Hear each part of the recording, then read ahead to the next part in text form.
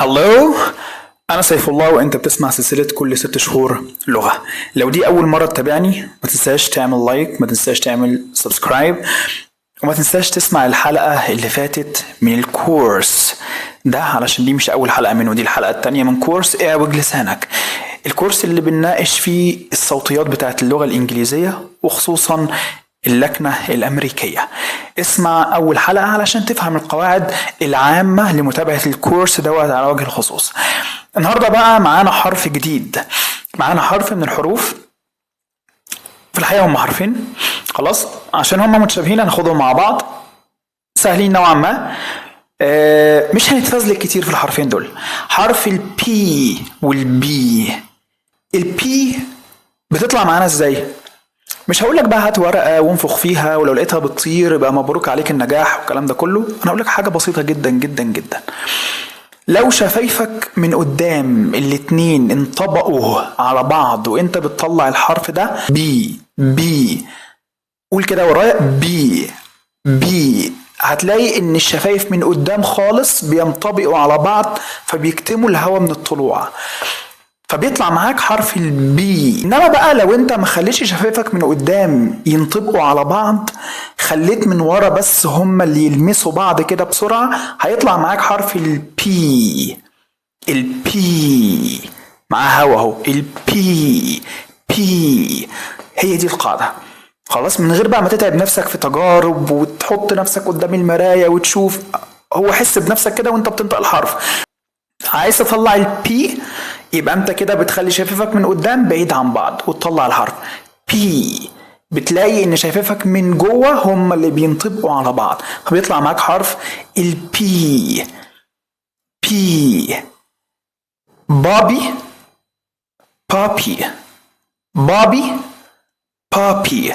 تعالوا بقى نقول شوية كلمات انجليش مع بعض ونردد بقى كتير كده مع بعض علشان نعرف نستوعب ايه الفرق ما بين الحرفين، وخلاص من النهاردة ناخد القرار ان احنا لما نلاقي بي هنقول بي، ولما نلاقي بي هنقول بي، مش هنخلط ما بين الاتنين ابدا.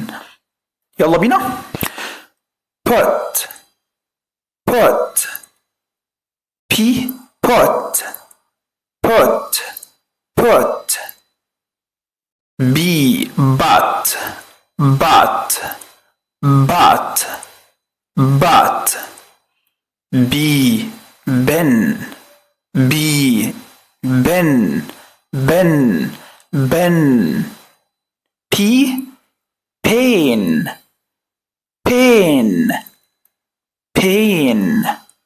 pain بي best بي past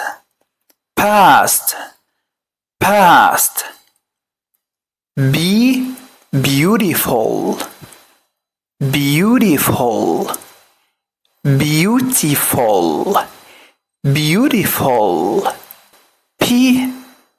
people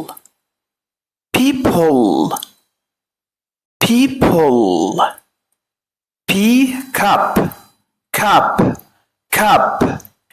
B nearby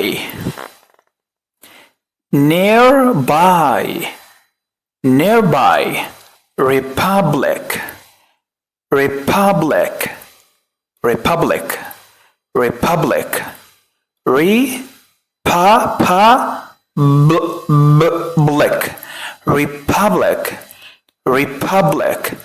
republic. اتدرب كتير، انا قلت 4-5 مرات، انت قلت 30-40 مرة لحد ما تبدأ تحس من جواك ان فعلا في فرق واضح جدا ما بين البي والبي. استناك ان شاء الله في حلقة جديدة، يا ريت تبعت الفيديوز لزمايلك. السلام عليكم.